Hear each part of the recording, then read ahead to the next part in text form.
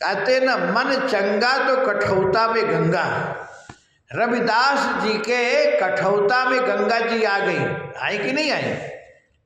हम लोगों का मन ठीक नहीं है, चाहे हम लोग कितनी बार गंगा में डुबकी लगाएंगे वो फल इतना नहीं मिलेगा। और जो मन से गंगा को स्मरण किया है, शुद्ध मन है, पवित्र मन है, जहाँ आप रहोगे वहाँ गंगा को आवाहन करोगे, वहाँ गंगा आ जाएगी। देखो एक बार रविदास जी बेचारे काशी के किनारे मोची का काम कर रहे थे, जूता बना रहे थे। तो एक दो पंडित जी थे, तो अब जूता गए, मोची जूता हमारा बना दे भाई, रविदास बना दे। रविदास ने जूता बना रहा है। रविदास ने कहे कहाँ जा रहे पंडित जी? बोले मैं गंगा स्नान करने जा रहा हूँ, आज मकर संक्रांति है। अच्छा अच्छा। तो रविदास जी कहे कि आप जा रहे गंगा नहाने, तो एक सिक्का हमारा भी गंगा जी को दे देना, अर्पण कर देना। हाँ हाँ लाओ, जब हम जाते तो बड़ा भगत है, लाओ। अब पंडित जी ले तो ले, ऐसा कह के अब गंगा में स्नान किए पंडित जी, और कहे भाई रविदास ने दिया, चलो दे देते गंगा मैया को, किसी का क्यों रखे। तो अब कहे हे गंगा मैया, ये रविदास ने दिया है, आप रख लीजिए। तो गंगा मैया सच में ऐसे भुजा करी, ऐसे भुजा सामने है गंगा मैया का, लाओ। और गंगा मैया ने ले ली सिक्का, और 5 मिनट के अंदर गंगा मैया ने सोने का कड़ा दे दी। बोले रविदास को दे देना, ये सच्ची घटना है। हाँ, तो अब पंडित जी के अंदर लोभ आ गया। बोले हाँ कोई देख थोड़ी रहा है, अरे रविदास थोड़ी यहाँ बैठा है, अरे कंगन सोने का है, नहीं देना है। अब दोनों पंडित जी लेकर के चले, तो मन में लोभ तो बढ़ रहा, लेकिन सोचे कि ये कंगन है, अपने पत्नी को बैठा पहनाएंगे तो अच्छी बात नहीं है, चलो बेच देते हैं। और वो राजा के पास ले गए। बोले राजा को दे देंगे, राजा प्रसन्न हो जाएगा, और राजा प्रसन्न हो गया तो खूब धन माल दे देगा। तो अब राजा को जब सोने कंगन दिया तो राजा बड़ा प्रसन्न हुआ। बोले कहाँ पाए भाई? तो बोले अब क्या बताए? बोले गंगा जी ने दी है। बोले अच्छा।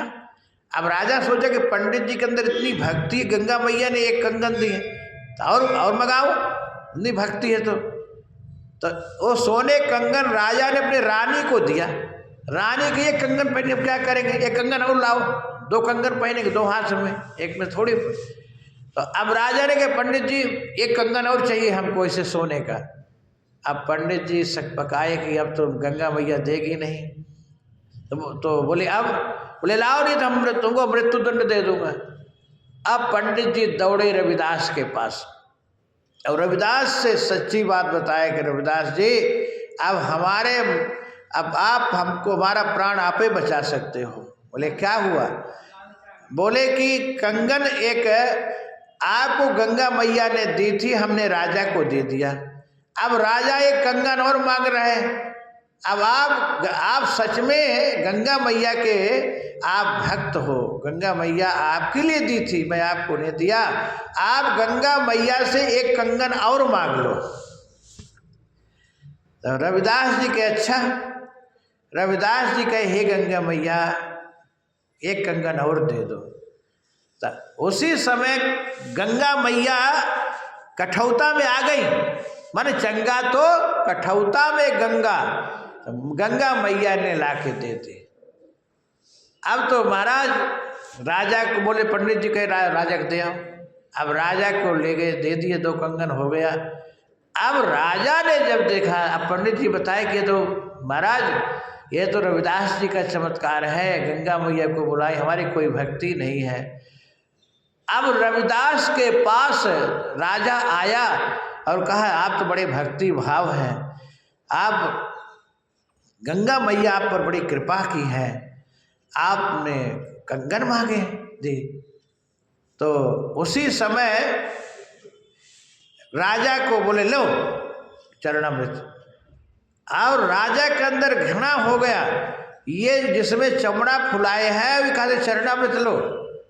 राजा ने लिया तो लेकिन ऐसे फेंका तो राजा के कोट में वो दाग लग गया।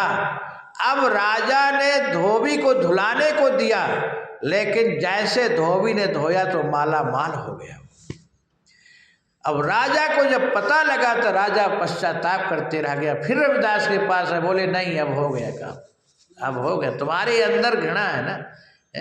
उस समय गंगा मैया का हम आपको चरणामृत दिया था और आप तो सोचे कि हल्दी का पानी है, चमड़ा फुलाया इसका पानी दे रहे। तो देखो कहने का मतलब मन चंगा तो कठौती में गंगा। मन हमारा शुद्ध है, मन हमारा पवित्र है, तो हम यहीं से स्नान कर रहे हैं, यहीं से गंगा को बुला लिए और यहीं हमें स्नान कर रहे हैं। बोले गंगा मैया की।